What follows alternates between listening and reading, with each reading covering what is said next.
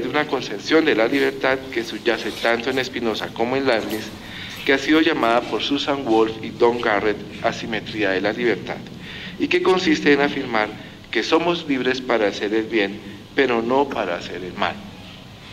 Esto significa que cuando alguien dice que desea hacer un acto malo, tal deseo no es libre, sino impuesto de alguna forma por algo externo a nosotros. Considero que esta es la parte más sugestiva e interesante de la tesis de Spinoza y la que más puede ser útil para hacer frente al problema del mal. En el texto de Díaz esta tesis está esbozada, pero me parece no se desarrolla lo suficiente. El problema es que si no se mira con cuidado esta tesis, no se ve bien la diferencia entre la postura espinosista y la tesis kantiana del mal radical, que es uno de los aspectos centrales de la postura de Díaz. En el fondo, lo que quiero decir es que en el texto de Díaz, el contraste que hace entre Kant y Spinoza no señala el verdadero punto de discordia y esto tiene serias consecuencias para su argumentación. Déjeme elaborar un poco más el punto. En su alegato en contra de la existencia del mal, Díaz analiza críticamente la famosa distinción kantiana entre Willkür, yo no sé alemán, y Wille. Con la primera se hace referencia a la llamada libertad trascendental, que se entiende como pura espontaneidad, esto es como capacidad de decidir. La segunda es la conocida autonomía kantiana. La diferencia entre Spinoza y Kant es que el primero rechaza el primer tipo de libertad y el segundo no. Sin embargo, aquí es necesario hacer varios matices que Díaz no hace. Según Díaz, el término Willkür corresponde a la capacidad humana para optar por el mal. Pero esto no es lo que sostiene propiamente Kant. Para él, Willkür tiene que ver con nuestra capacidad de resistir a las pasiones, de no dejarnos llevar por los impulsos. Este término es otra expresión de lo que Kant también denominó como libertad negativa. Según Kant, lo que distingue a un ser humano de otros animales es que no estamos totalmente determinados por las pasiones.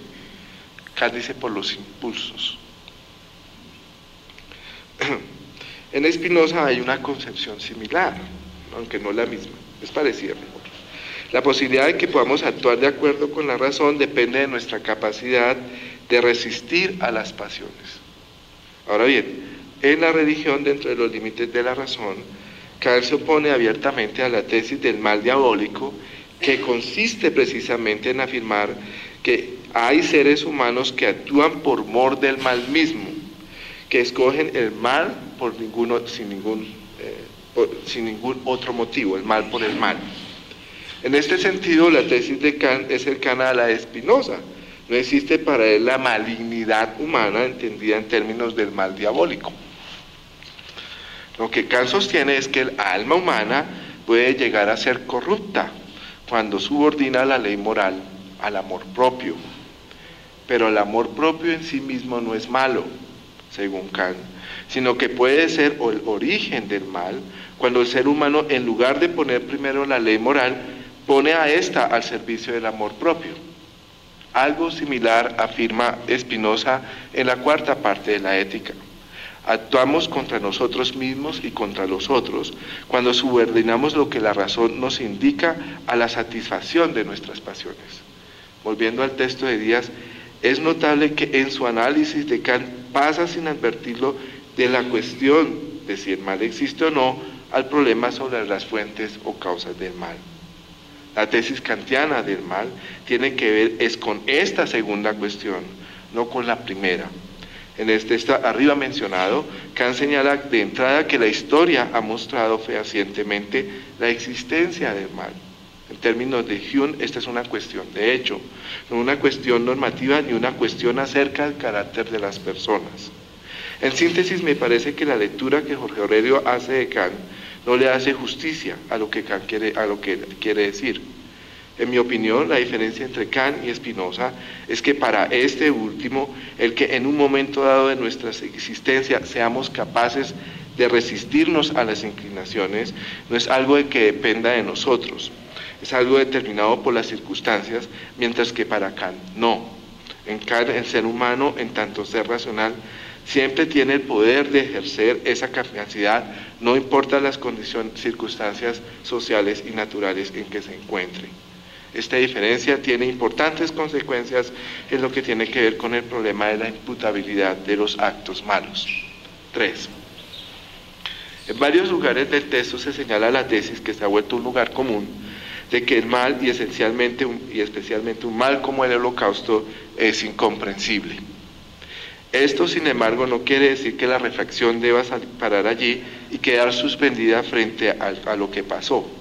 El reto consiste precisamente en tratar de entender en dónde radica lo incomprensible de un evento como este.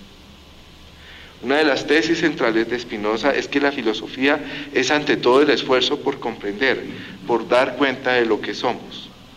En la discusión sobre el Holocausto se dice a menudo que cualquier intento de explicación es al mismo tiempo una justificación, o mejor, una forma de excusar, y por eso mismo, frente a un evento como el Holocausto, deberíamos dejar de lado todo intento de dar cuenta de lo sucedido. En el texto de Díaz no se aborda lo suficiente, sí se aborda, pero me parece que no lo suficiente, esta distinción. En mi opinión, es allí donde se pueden comprender de manera más evidente las implicaciones y límites de la teoría espinosista. Aunque el Holocausto es un evento sin parangón en la historia, es de todas maneras un acontecimiento histórico. Si seguimos una línea historiográfica como la de los anales, o si nos atenemos a lo que afirma Hempel con relación a la historia, la tarea de la reflexión histórica es dar una explicación nomológica, causal, de los procesos históricos. Así, en el caso del Holocausto, Raoul Hilbert se pone en la tarea de tratar de mostrar cómo este fue posible. Para él, la llamada postura intencionalista, según la cual el Holocausto es simplemente el fruto de la perversidad de Hitler y sus secuaces, deja de lado el hecho de que una empresa de esta magnitud requirió de la colaboración de todo un pueblo. Lo que un historiador como Hilbert trata de mostrar es que hubo una serie de causas que van desde el autosemitismo y la división del trabajo moderno hasta la manera como funcionaban las comunidades judías en Europa, las que explican el genocidio judío. Ahora bien, la explicación es distinta de la justificación. A diferencia de la primera, en esta última de lo que se trata es de establecer si las motivaciones de la gente, de las personas que cometieron esos crímenes, eran válidas moralmente o no. En la justificación, lo que se hace es avelar tanto las acciones, pero en especial las motivaciones. La tesis del mal diabólico intenta decir que hay agentes morales que asumen como fin último hacer el mal, es decir, el mal por el mal mismo. En el caso del Holocausto, la aplicación de la tesis del mal diabólico tiene el siguiente problema. Deja de lado el hecho de que para los nazis la destrucción de los judíos no se consideraba como algo malo, sino como algo bueno. Los nazis tienen una concepción de lo bueno. El punto es que bajo los ideales de la Ilustración, tal concepción es inaceptable. En este terreno de la justificación, muchos aducen que dadas las condiciones de un régimen totalitario, tanto perpetradores como todos aquellos que asumieron una posición pasiva frente a los hechos, no podían hacer otra cosa distinta a lo que hicieron, pues tenían el deber de obedecer las órdenes del Estado. Como es bien conocido, este fue el argumento central que adujo Eichmann en el famoso juicio de Jerusalén. En su análisis de este juicio, Hannah Arendt vuelve y formula la misma pregunta que Kant ya había hecho de si los ciudadanos están obligados a acatar un orden jurídico que es abiertamente injusto. Esta pregunta también se la hicieron todos los contextualistas modernos.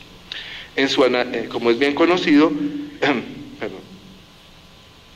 Kant al mismo tiempo niega que los ciudadanos puedan usar la fuerza para deponer un régimen injusto, pero señala que nadie está obligado a cumplir una orden que vaya en contra de la ley moral. En el espíritu de la tradición liberal, de inspiración lockeana, el principio que prevalece es que ningún ciudadano está obligado a obedecer dicho orden. Antes, por el contrario, nuestra obligación es tratar de repelerlo. Aunque a su análisis del problema Arendt no cita a Locke, de hecho ella está asumiendo una postura similar. De allí su afirmación de que en el terreno de lo moral y la política se debería suprimir la palabra obediencia y sustituirla por el término de aprobación. La cuestión que quiero poner ante ustedes es el de cómo afrontaría este problema una postura determinista como la de Spinoza. A este respecto, el texto de Díaz no me parece claro ni convincente. Si se admite que una explicación causal implica necesidad y que la necesidad es una excusa en la medida en que Eichmann no eligió ser lo que fue, entonces él no es responsable de sus actos. Tal es la conclusión que uno debería sacar del texto de Díaz si aceptamos su interpretación. Yo creo que la respuesta de Spinoza es más compleja. Para él, aquel que actúa contra la especie humana no solo no es libre, sino que no actúa como un humano. Somos libres en la medida en que seguimos los postulados de la razón. Es algo en que Spinoza insiste y que Díaz trata de defender aquí. El ser humano es humano en la medida en que es capaz de actuar de acuerdo con la propia razón. El que se aparta de este camino no lo hace de manera libre y por lo tanto deja de ser humano. Si aceptamos esto, entonces desde una perspectiva como la de Spinoza, quien actúa como Eichmann, quien obedece ciegamente, no es responsable, pero tampoco es humano. Esta es una tesis provocativa, como muchas de las tesis que Spinoza propuso, pero también es ciertamente incómoda, pues eso mismo dijeron los nazis de los judíos, que no eran humanos. Esa es mi dificultad. Cuarto, el texto de Díaz termina señalando las ventajas de asumir una postura como la de Spinoza. Una de las partes más hermosas de la ética es aquel pasaje en la que demuestra que el odio siempre es malo. En sus reflexiones políticas, Spinoza mostró que el odio junto con la esperanza son las pasiones centrales en el terreno de lo político. Una forma de ver la filosofía política de Spinoza es concebir la comunidad política y sus instituciones como formas de organizar y controlar estas pasiones. Hay, sin embargo, un aspecto de la lectura que hace Díaz de Spinoza y que para los comentaristas que he analizado la interpretación dominante, que me incomoda y que no sé hasta qué punto se encuentra en Spinoza. Como nos lo recuerda Díaz, para Spinoza, una de las ventajas de negar el libre albedrío es, comillas, esperar y soportar con ánimo igual las dos caras de la fortuna, puesto que todas ellas se siguen del decreto eterno de Dios. Otra ventaja es que, comillas, esta doctrina contribuye a la vida social en cuanto enseña a no odiar a nadie, ni despreciar, ni burlarse, ni irritarse, ni envidiar a nadie. Cuando pensamos en el problema de la victimización, y en especial en los casos de la venganza y la compasión, estas consideraciones de Spinoza deben tomarse en serio. Pero ¿qué decir de aquellas situaciones como la señalada por Jean Amery, en las que toda una sociedad les exige a las víctimas que olviden sus males, sin que tanto los perpetradores como el resto de los ciudadanos reconozcan el daño que las víctimas han sufrido en carne propia? ¿Cómo exigirle a una víctima que, comillas, soporte las dos caras de la fortuna y se abstenga de cualquier resentimiento ante aquel que le sigue humillando con indiferencia? Ciertamente el resentimiento nos puede llevar a la venganza, pero también a rebelarnos contra regímenes injustos. Considero que Spinoza es un pensador liberal y es próspero de una postura de este tipo la idea de que los ciudadanos tienen derecho a tener derechos. Y esto significa que tenemos derecho y también tenemos el derecho y también el deber del resentimiento y de reclamar por esos derechos. Tal reclamo se debe hacer con razones, pero cuando éstas no son reconocidas por la multitud, no creo que la actitud sea la de refugiarnos en nosotros mismos y agachar nuestras cabezas. En esto estoy más cerca de Locke y de Amery que de Kant y de Spinoza. Muchísimas gracias.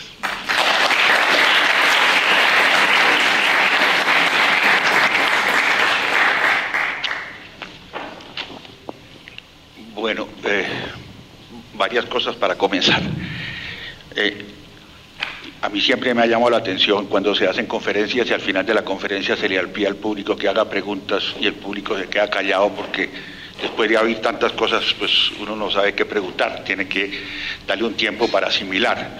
Aquí me invirtieron la prueba, entonces aquí me mandaron a alguien que me lanza una serie de preguntas y digo, bueno, un momentico, entonces estoy en la misma posición que está el público, bueno, ¿a qué respondo de todo esto? Hay muchas cosas. Lo segundo que quiero señalar es que me honra mucho sentir que un alumno esté por encima de su maestro. Eso para mí es un gran honor. Y ya entrando un poco a los comentarios que hace Wilson, yo diría lo siguiente. Primero que todo, tengo que analizarlos con cuidado, me parecen sumamente interesantes. Voy a dejar de lado, por supuesto, todas aquellas anotaciones que él dice que me faltaron en la conferencia, porque creo que la conferencia es demasiado larga y si hubiera pretendido tratar todas esas cosas, además, de pronto no hubiéramos terminado en toda la tarde. De tal manera que sí, faltan muchas cosas quedaron tomadas muy a la ligera. Yo sé, es una conferencia, lo exige. Lo de Kant, por ejemplo, tú me dices que trato mal a Kant. Sí, de pronto lo trato demasiado a la ligera. Kant es muy complicado y Kant tiene, bueno, es uno de esos filósofos que pasa un poco como Nietzsche, que si uno dice una cosa le dice no, pero hay otro texto que dice lo contrario. Entonces uno dice, bueno, pero entonces hay que atenernos. Kant siempre es resbaladizo porque es un filósofo muy sutil, muy fino, muy cuidadoso y fue cambiando su posición. Por eso tú me atacas, por ejemplo, me objetas con la religión en los límites de la... Pero es que en la religión él suavizó muchísimo su doctrina que no la tenía antes y aún así quedan cosas por ver. Digo, no voy a tratar de responder a una cantidad de cosas que son muy interesantes, voy a tenerlas muy en cuenta. Te agradezco mucho, realmente hiciste una lectura muy cuidadosa y muy seria. Yo solamente voy a decirte una cosa con respecto a Kant. Willkür no es solamente la capacidad de oponerse a las pasiones, es la capacidad de no oponerse a ellas. O sea, es albedrío, es lo que Spinoza dice que no hay. Eso hay que acabarlo, me parece a mí, porque no es racional. Y Kant sabe que no es racional. O sea, si tú lees a Kant, Kant dice en muchas partes, esto no es racional. En algún momento se le escapó. Se le escapó, digo yo, porque él estaba pensando en otra cosa, pero él sabía también qué estaba pensando. En algún momento se le escapó y dice, no recuerdo en qué sitio, ¿sí? Es que si no se acepta eso que no entendemos, nos coge Spinoza. O sea, algo así como nos coge el coco. O sea, si usted no acepta esto, se lo come el coco. Porque para él Spinoza era terrible. Eso era ateísmo, era acabar con Dios, era acabar con la moral, era acabar con el libre albedrío, era acabar con la libertad. Ellos sabían con qué luchaban, y ellos luchaban contra Spinoza. Y yo creo que la defensa que hace Kant del libre albedrío es la defensa más inteligente, más sofisticada y más fina, y precisamente la que demuestra que definitivamente no se puede defender. Esa es mi teoría. O sea, si uno coge a Kant realmente desde esa perspectiva, como el esfuerzo más sistemático, más inteligente, más genial por defender el libre albedrío, y él mismo lo dice, uno se da cuenta que él tiene que decir, bueno, tenemos que aceptar un par de cosas que no se entienden.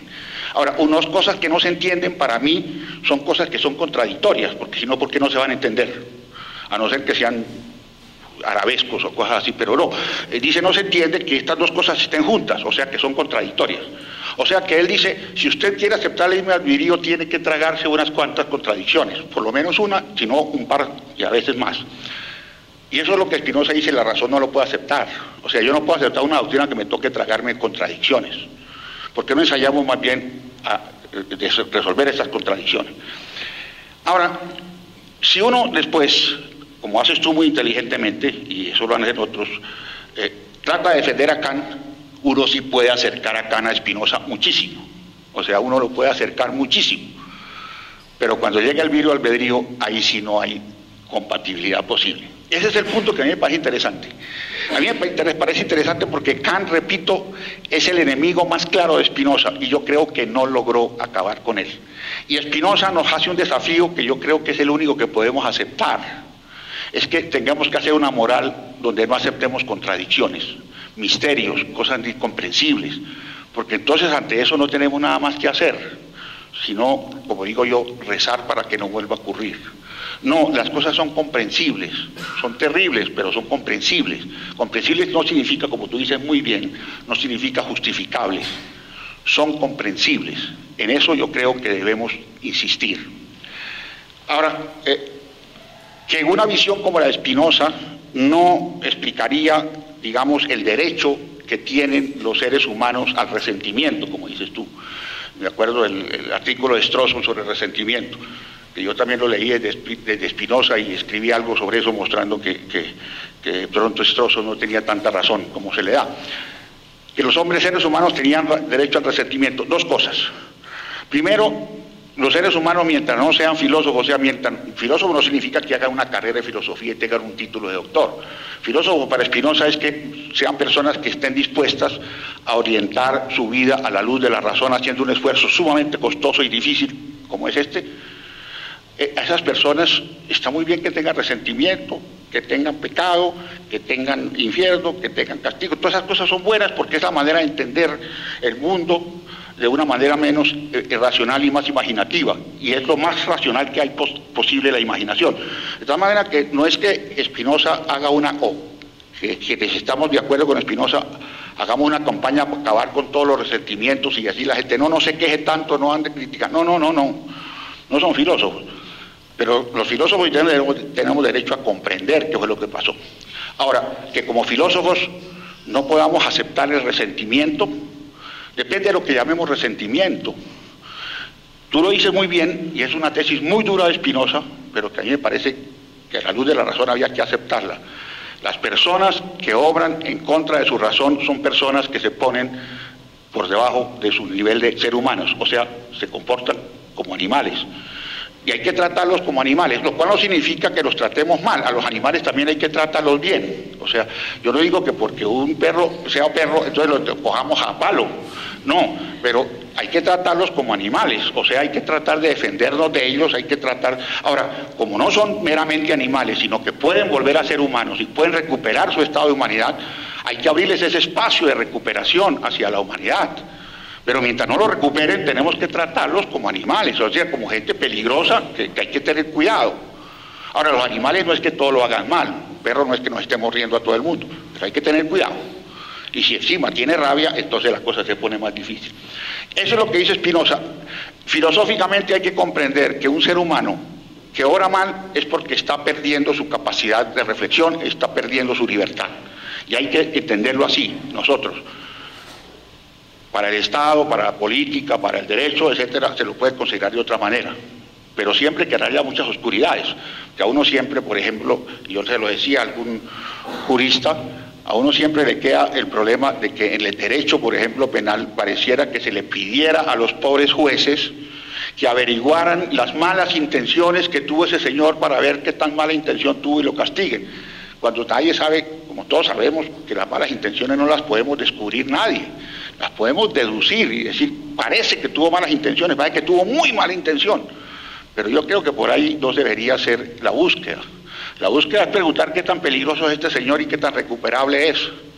Y de acuerdo con lo peligroso y lo recuperable, deberíamos obrar de una manera más racional. Pero tal vez el derecho, que se está cerca de la política, nunca pueda trabajarse a la luz de la mera razón. Por eso Spinoza distingue muy bien, y eso me parece valiosísimo en Spinoza, entre política y filosofía. Y filosofía entendida para él como ética, así como orientar su propio comportamiento a la luz de la razón. La filosofía para Spinoza es una labor personal del que decide orientar su vida a la luz de la razón. Eso es una cosa completamente distinta. A mí por eso, y lo traigo a cuento porque lo he traído en varias ocasiones, porque siempre me preocupa, se lo volví a oír hace pocos días al profesor Guillermo Hoyos, un eximio representante de Habermas en la filosofía. Cuando Habermas se burla del diálogo del alma consigo misma, me parece que es una aberración. O sea, la filosofía es un diálogo del alma consigo misma, es un diálogo de la persona con su propia razón para orientar su comportamiento. Ahora, lo otro es hacer política, y la política es muy sana, muy importante, necesaria, indispensable, valiosísima, pero es otra cosa, es ver cómo manejamos, como dice Spinoza, la convivencia de seres que no se rigen únicamente por la razón, sino por una serie de motivos muy diversos. Eso es hacer otra cosa. Entonces, yo no creo que la filosofía, digamos, tomando ese punto, yo no creo que la filosofía de Spinoza, digamos, impida el resentimiento. Primero, porque no se lo impide a los que no sean filósofos, porque es una manera de reaccionar que se entiende dentro del contexto. Pero a los filósofos lo que nos dice es, el resentimiento como tal no ayuda para nada, porque es simplemente falta de comprensión. Si nosotros comprendemos, dejamos el resentimiento a un lado, que además es un sentimiento dañino. Todos sabemos lo terrible que es el resentimiento. De todas maneras, que el resentimiento debemos evitarlo, y los filósofos podemos llegar a evitarlo. No para que abracemos y amemos a los nazis y a los que manejaron el gulag de Stalin, no es para eso, sino para que entendamos que son seres humanos que están por debajo de su humanidad y se han asimilado al nivel de los animales y se volvieron peligrosísimos, y habrá que tomar medidas para que eso no vuelva a suceder, y si vuelve a suceder, ver cómo no evitarlo. Pero bueno, eso era simplemente un par de puntos que creo que tú conoces mejor que yo. Lo único que quiero agradecerle a Wilson es pues estos comentarios, voy a tenerlos en cuenta, creo que me sirve muchísimo para reelaborar el trabajo. Trataré de no alargarlo demasiado, porque entonces queda un libro y todavía no tengo ganas de escribir libros, pero sí tendré que tener en cuenta muchos de esos puntos.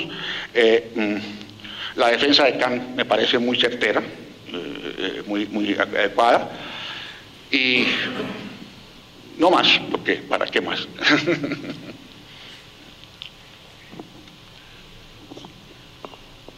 Hay un punto, el punto final, que me gustaría tomarlo para... En realidad, yo creo que Spinoza es lamentable que haya usado la palabra resentimiento, es que puede usar la palabra indignación, digamos, y que obviamente son las reacciones que producen las acciones beneficiosas, o es el anverso de lo que producen las acciones beneficiosas, uno agradece, se indigna, etc. Son las acciones humanas. Yo creo que también Spinoza, para sacar este tema, el tema metafísico, que me parece que es el tema inevitable en el tema del mal. Me parece que una cosa son las malas acciones. Una cosa son las malas acciones y otra cosa es el mal. Me parece que por el mal nosotros en realidad estamos haciendo alusión a algo mucho más fuerte y algo más esencial. Y en ese sentido me parece que en ustedes dos hay, me parece una pequeña confusión, o no sé si es una confusión, pero si no lo es yo no lo he entendido bien, y es la noción de intención y la diferencia que hay entre la noción de intención y la noción de voluntad. Me parece que el fenómeno de la intención para cualquiera podría ser interpretado como un fenómeno psicologista natural, es decir, ha sido de hecho interpretado en su momento ante el naturalismo en psicología de esa manera. El tema me parece que es un poco el tema esquivo y bastante oculto, que es la voluntad, porque sabemos que por voluntad queremos decir muchas cosas, es decir, queremos decir voluntad racional. Schopenhauer, sin ir más lejos, se refiere al tema de podrás hacer lo que quieras, pero no podrás querer lo que quieras, porque en definitiva eso lo decide una voluntad y un llamado interno que nosotros no controlamos. Es esta idea que después Freud tomó, de hecho. De modo que me parece que en esta discusión, una cosa es que yo me asigne a mí mismo la capacidad de producir cierto cambio en el mundo natural, y es un cambio natural en el mundo natural provocado por una intención y un pronóstico que está implicado en la noción de intención. Y otra cosa es la existencia de esta voluntad y de esta mala voluntad, y yo creo que no es explicable claramente a través de Kant, porque en Kant la noción de voluntad presupone necesariamente obrar bien y libremente, digamos, si es que la voluntad es la voluntad racional. De modo que me cuesta enormemente entender la mala voluntad, a menos que sea adoptar una voluntad general o una decisión general de obrar en desacuerdo con las máximas o con las máximas racionales. Pero me parece que la cuestión esta de intención y de voluntad es una intención que aparece un poco mezclada en esta discusión, porque la intención mía de matar a alguien no es ni buena ni mala, es la intención de matar a alguien por alguna razón la hace buena o por alguna voluntad especial la hace buena o mala, pero no me parece que sea la intención. Yo puedo matar a alguien en defensa propia o para exterminar a alguien que yo creo que va a producir más daño en el futuro, etcétera. Esa es la intención. Ahora, esa intención no puede limpiarla de todo contenido, de toda carga moral. Es la voluntad, me parece, el tema central.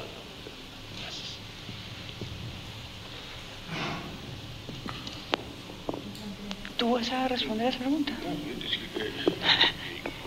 Dos palabras, me parece muy adecuada la observación, pero yo quisiera hacer una puntualización sobre el mal. O sea, evidentemente yo no niego el mal en general, el mal no lo niego. Yo lo que estaba diciendo es que el mal moral en el sentido estricto de la palabra no es justificable en cuanto distinto del mal natural, sino el mal. Ahora, acabo de leer un libro muy interesante, un libro pequeño de Dupuy, el francés, que lo llama Se nos olvidó el mal, que él estudia un poco el fenómeno del 11 de septiembre, etc. Y las reacciones que ha habido. Y él, a lo largo del libro, defiende, hay que volver a aceptar que el mal existe, no solamente como una categoría moral, sino como una explicación. Si uno lee el libro, hasta donde yo lo entendí por lo menos, él lo que dice es que tenemos que aceptar que existe el mal, o sea, que hay fuerzas peligrosas en el mundo que se apoderan de nosotros y nos pueden llevar muy lejos. Odio, ira, y esas fuerzas que la tradición, digamos, los griegos le pusieron la diosa Ate, que era como unas fuerzas que se apoderaban de los hombres y que los cristianos llamaron el diablo, o sea, un ser que se apoderaba de los hombres yo creo que eso es lo que Dupuy defiende, y yo creo que eso lo defiende Spinoza, porque uno no entendería a Spinoza que diga que nosotros tenemos pasiones, o sea, fuerzas que se apoderan de nosotros y nos esclavizan, y que nosotros a veces no podemos controlar.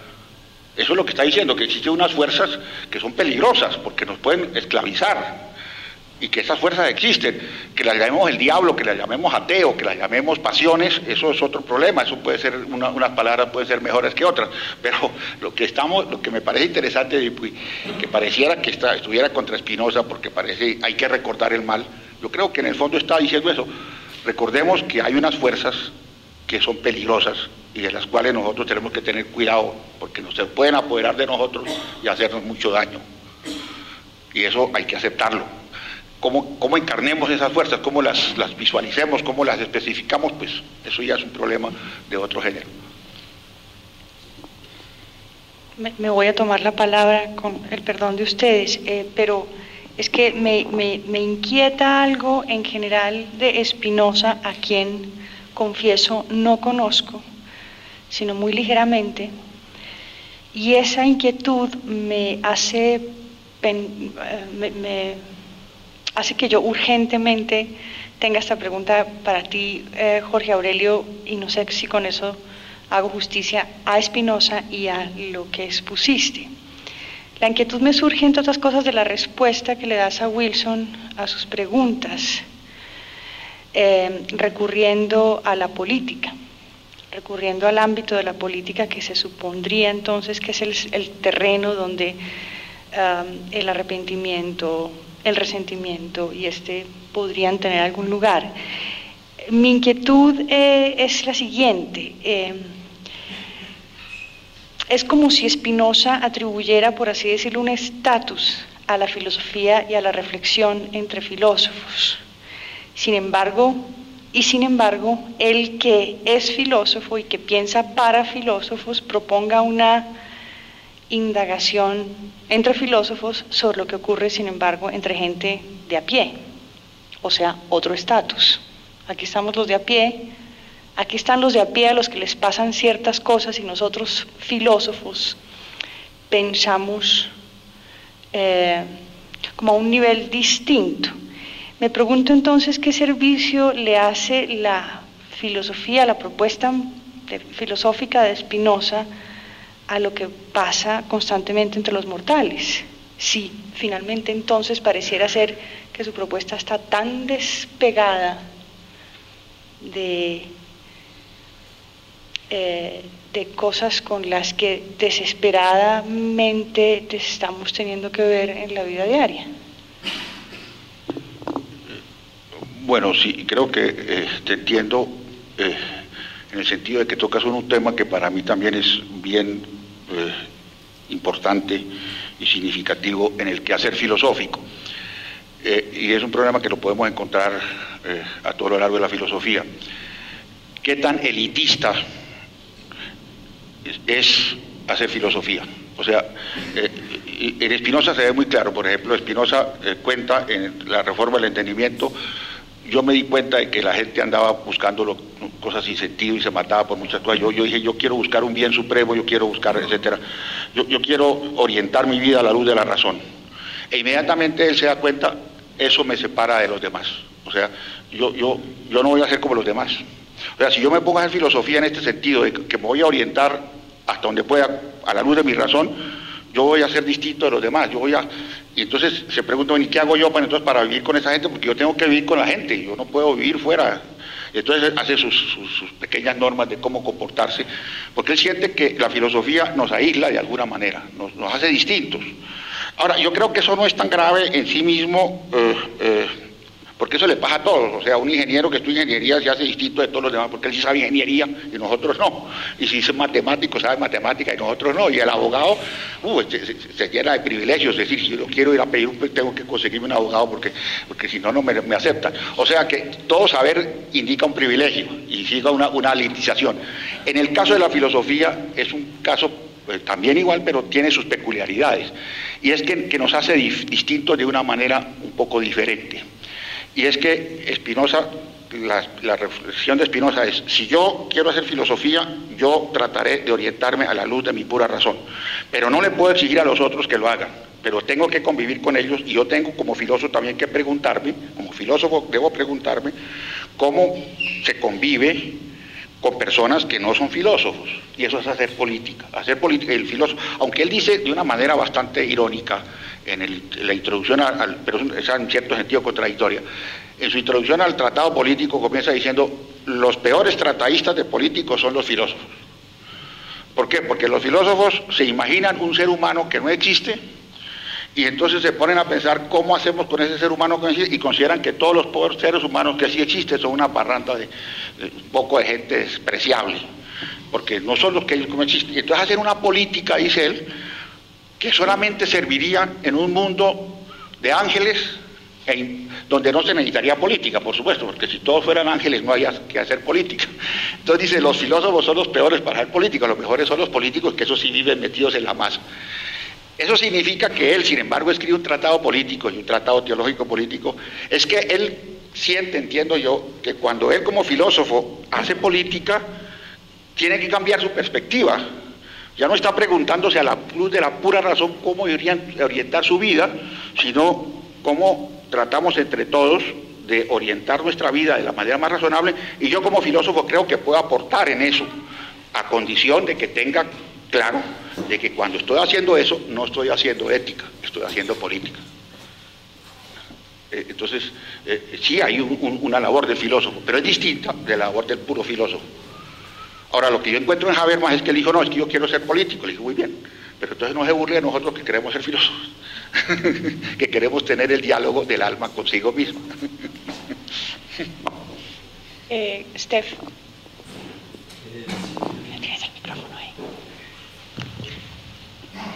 Gracias.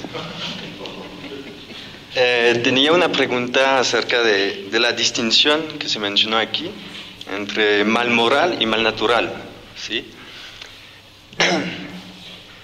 Como en su explicación, como lo dijo el coponente, parece que finalmente el mal moral se reduciría a un mal natural potencializado por la razón, de cierta manera, ¿sí? Pues quiero contrastar con una idea que viene más de los ingenieros, de los planificadores, de los que tratan de modelar esos fenómenos naturales, ¿sí? Porque precisamente en los años 70 se hablaba de desastres naturales, ¿sí? Hasta que se planteó, bueno, a lo largo de los estudios, la pregunta, ¿son naturales los desastres naturales? De la misma manera, de cierta forma que usted se plantea la pregunta, ¿es moral el mal moral? Pues no sé. Eso, por un lado, para mostrar que esos desastres naturales también se puso en evidencia que cosas que aprendemos como sequías, como hambrunas, etcétera, pues a un nivel sistémico lo podemos relacionar con la actividad humana aprendido como a nivel quizás más colectivo, a un nivel sistémico. Pues el mismo Al Gore en su reportaje Una verdad incómoda, por ejemplo, avanza la hipótesis como sobre la base de ciertos estudios como climatólogos a nivel global, que finalmente la intensidad y la frecuencia de esos tornados, etcétera, pues estarían vinculados también al calentamiento global, impulsado por las actividades humanas. Bueno, eso es una primera pregunta sobre esta tensión, la tensión que hay en esta distinción finalmente, o metemos todo en la naturaleza o todo hacia el hombre. Pues de qué hombre, de qué naturaleza estamos hablando además, porque cuando estamos diciendo, bueno, pero el hombre está dentro de la naturaleza, estamos inaugurando lo que sería un biocentrismo, como en la filosofía de Jonas, por ejemplo. Bueno, eso era una primera pregunta, observación. La segunda es una incómoda mía con, pues no sé si bien, yo no conozco muy bien, no conozco Spinoza. Bueno, es sobre precisamente esta omnipotencia finalmente de la razón. Pues no sé si soy filósofo, pero yo no considero que inclusive un filósofo pueda vivir bajo la mera razón. Hasta me parece peligroso. Peligroso también me parece como, no peligroso, pero quizás fuera de cierto contexto más pragmático, la expectativa de fundar una ética sin contradicción, ¿sí? Porque eso es el mismo, pues me parece que es el mismo presupuesto que vivir por mor de la razón. Me pregunto si precisamente nuestras vidas no están conformadas por ciertas contradicciones con ciertos grados. No digo que no existe la no contradicción, ¿sí? Con ciertos grados, y me pregunto si no es artificial querer precisamente fundamentar o desarrollar una ética blanca y negra en un mundo gris, entre comillas. Y además podría añadir que, bueno, en el actuar humano, en ciertas situaciones, es peligroso utilizar la razón. Hay como situaciones de reflejos, ¿sí?, que precisamente requieren que nos pasemos por una reflexión, ¿sí?, para evitar un objeto, por ejemplo, que se me lanza, así, que viene contra mí, ¿sí? Bueno. Y no, pues voy a dejar aquí. Bueno, la primera pregunta es, digamos, yo la resumiría diciendo de qué naturaleza y de qué hombre estamos hablando cuando pretendemos, o cuando yo proponía, leyendo Spinoza, igualar, digamos, poner en el mismo género el mal natural y el mal moral. Lo que hemos señalado muy rápidamente, es decir, vamos a hacer una respuesta muy escuetas, muy rápidas. Digamos, la idea es que cuando los seres humanos obran mal es porque se están poniendo a nivel de seres meramente naturales, se están comportando como fuerzas naturales. O sea, esa es la idea. La idea es que si un ser humano obra mal es porque ha perdido su libertad y está comportándose como un ser natural, o sea, como un animal, no animal en el sentido de negativo, sino como un ser biológico que no opera a la luz de su razón, sino que opera por una serie de factores que él mismo no maneja. Instintos, etcétera. De tal manera que esa es la idea. Ahora, evidentemente, ahí sigue habiendo una diferencia entre el hombre y la naturaleza en este sentido, en que el hombre puede ser recuperado o puede recuperarse o puede haber la esperanza de recuperarlo de esa situación de animalidad. Entonces, no es lo mismo, digamos, enfrentar un fenómeno como un tsunami o enfrentar un fenómeno como el de los nazis. Son dos fenómenos distintos, porque en el primero es un fenómeno meramente natural, en que hay que acudir a los físicos y a los, digamos, a los científicos, que conozcan cómo manejar eso y qué hacemos. En el caso de un fenómeno como el de los nazis, hay que comenzar a preguntarse todo eso que decías tú también ahí, todo el contexto de cómo se llegó a eso, o sea, cómo se llegó a que toda una nación, no absolutamente, pero así fue un fenómeno nacional, con una nación llegara a esa locura, y hubiera unos sectores que llegaran a niveles de locura completamente, digamos, espantosos. Eso hay que estudiarlo. Ahí hay problemas psicológicos, hay problemas históricos, hay problemas antropológicos, hay problemas de toda especie. O sea, ahí hay una serie de fenómenos que hay que tener en cuenta.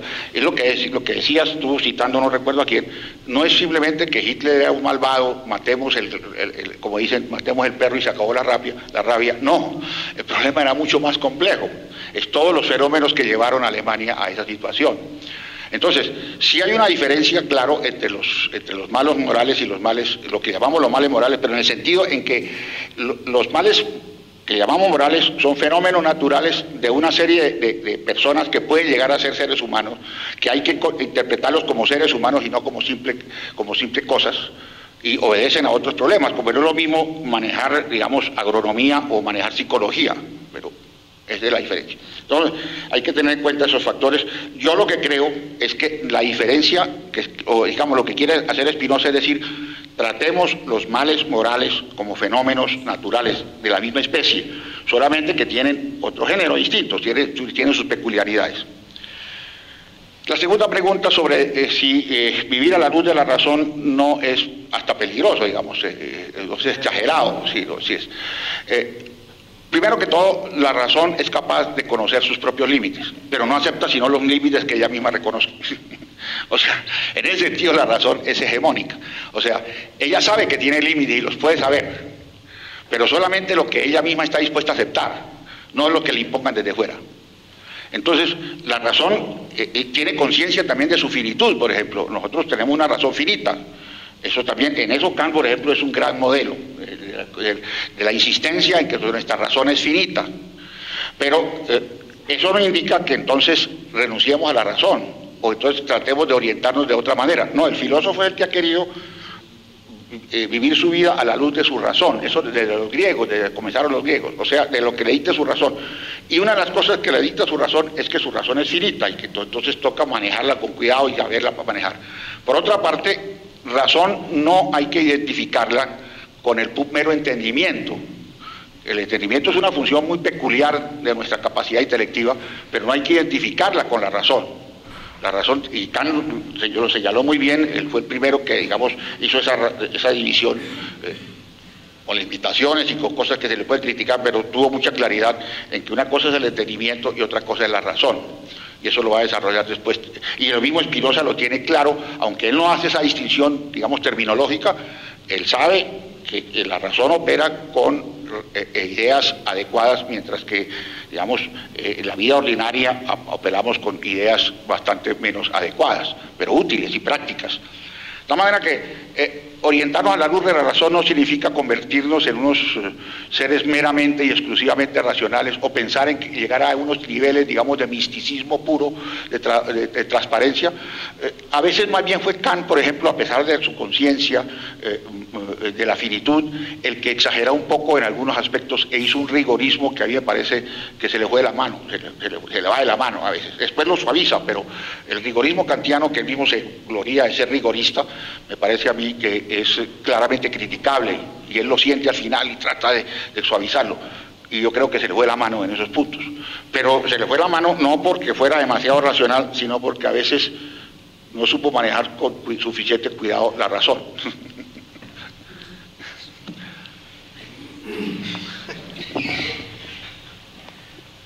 Bueno, hay una cosa que es necesario tener en cuenta en Spinoza. Spinoza escribe la Ética y al mismo tiempo el Tratado Teológico Político. O sea, son obras que están escribiéndose al mismo tiempo.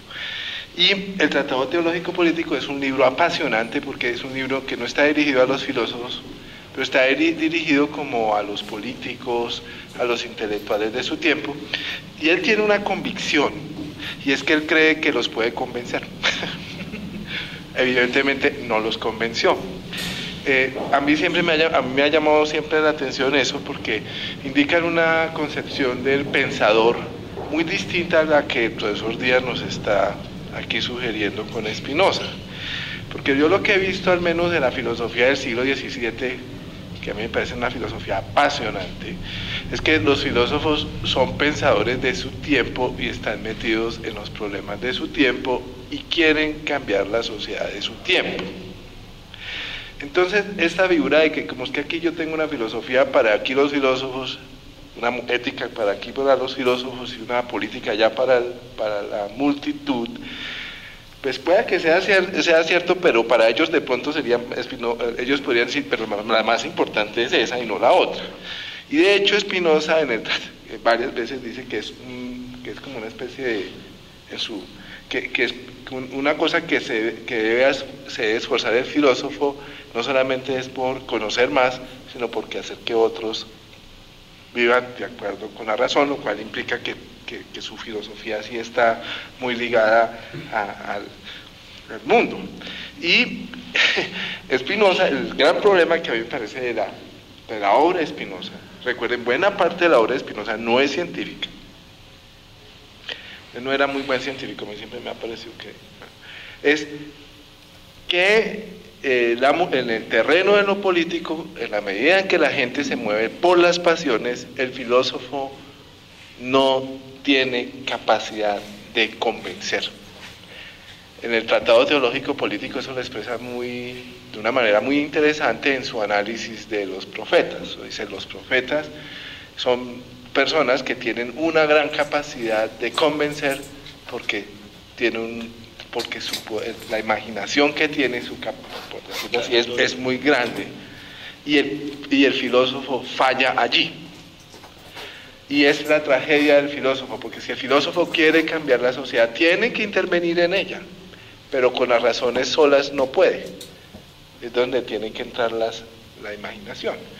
Y en la lectura, bueno, digamos, hay una gran discusión en los últimos 20 años de la obra de Spinoza que están reevaluando muchas de las cosas que se hacían antes, pero si ustedes miran, buena parte de la ética, la segunda, la tercera y la cuarta, es un análisis de las pasiones, de la imagen. Realmente lo que hace es esa famosa geometría de las pasiones que Spinoza hace en esas partes. No, eso no es casual, eso no solamente tiene que ver con uno mismo viviendo consigo mismo, sino que tiene que ver con ese problema de cómo cambiar una sociedad. Y otra cosita, hay una cosa, Spinoza es muy extraño porque es un filósofo racional, pero de pronto ese cambio hacia lo racional es una especie de conversión.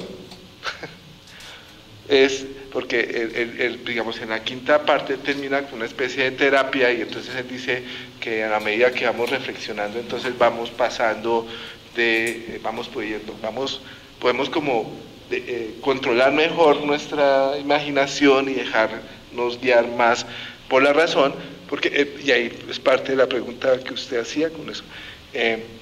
Pues Spinoza trata de enfrentar el problema de la cracia, y pues Spinoza sabe que uno a veces sí tiene ideas adecuadas, pero no actúa de acuerdo con ellas. Entonces el problema es, bueno, ¿cómo hacer eso? Y entonces aquí no basta, contrario un poco a la imagen que es, con la sola comprensión, porque sí, yo puedo entender mucho y sin embargo no actuar de acuerdo con eso que yo entiendo. Es decir, uno puede tener una comprensión de lo que es un régimen autoritario, etcétera, y sin embargo actuar como si fuera un Netschmann, por decir algo así. Es decir, no es que el filósofo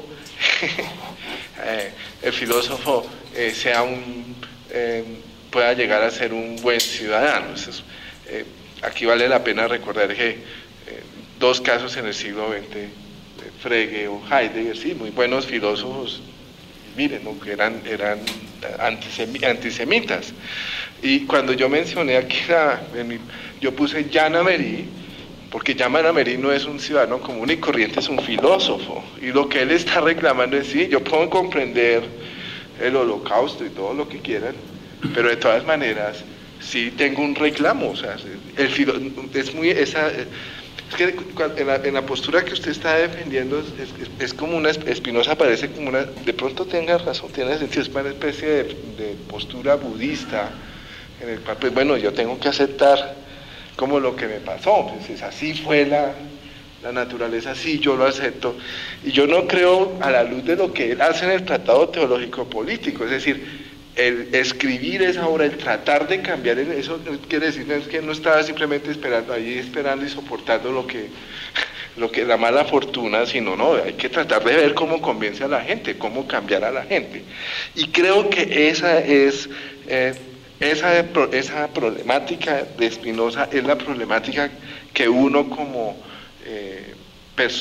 intelectual se enfrenta en una sociedad.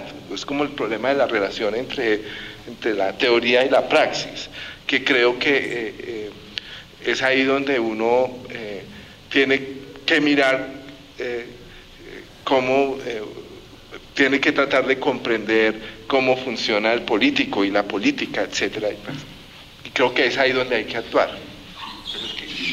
Una cosa, Wilson, a mí me parece muy bien y muy interesante tu insistencia en que en Spinoza hay claramente una intención de cambiar el mundo, de participar en la vida, de hacer algo por los demás, y él sabe que no podemos vivir sin los demás, y eso es claro, y escribió el Tratado Político y el Tratado Teológico Político, pero ahí hay una tensión en Spinoza que no podemos negar, y es que él escribió la Ética, y él sabía que la Ética no era el Tratado Teológico Político, la Ética era el libro de él, eso fue la obra de él, y la obra de él era para él y para los que quisieran como él meterse por ahí. O sea, hay una tensión. Yo no estoy diciendo que Spinoza sea un budista, aunque en Spinoza hay una gran dosis de budismo, hablemos así, eso se ha visto, hay una gran dosis de lo que, digamos, se puede encontrar en Spinoza elementos muy interesantes del budismo, pero Spinoza no es un budista, en ningún sentido de la palabra, aunque tenga, pero Spinoza tampoco es un político, no es un Habermas, no es, y él tiene esa tensión profunda, y él la vive, y a mí me parece sumamente rico eso, que nosotros lo tengamos, porque eso es un problema que llevamos todos los filósofos adentro. O sea que, ahora, uno puede optar como Habermas y dedicarse a la política, me parece muy bien. Lo que no me parece bien es que entonces digan que lo otro no existe, porque eso sí me parece que, o que pasó ya de moda, que eso ya está en una época posmetafísica, todas bobadas que dice por ahí. Sí, a mí me parece que son bobadas, porque eso de decir que estamos en una época posmetafísica, yo le traería a Kant y le diría, Kant nos había dicho, y lo dice muy claramente, la metafísica es una necesidad humana tan profunda que aunque cayéramos en la peor de las desgracias y perdiéramos toda nuestra cultura, los hombres tendrían preguntas metafísicas. Entonces uno dice, si estamos en una época metafísica, ¿a dónde hemos ido a llegar? O sea, estamos peor que la peor de todas las catástrofes. Yo no creo en eso. Yo creo que las preguntas metafísicas siguen y el hombre sigue con sus angustias y sus necesidades, y la filosofía ofrece una oportunidad para tratar de orientarse por la razón. Pero eso no le quita que entonces tenga también que preocuparse por la realidad. Pero hay una esquizofrenia en eso, hay una especie de ruptura que el filósofo siente. Y uno puede inclinarse más a un lado, inclinarse más al otro, pero hay que saber que esa tensión existe. Y esa tensión está en Spinoza y me parece muy rica. Miren, hay un párrafo, hay un pedazo de la Ética al final de la cuarta parte en que en que Spinoza trata de probar lo siguiente: es si uno puede mentir, si una persona que se guía bajo la razón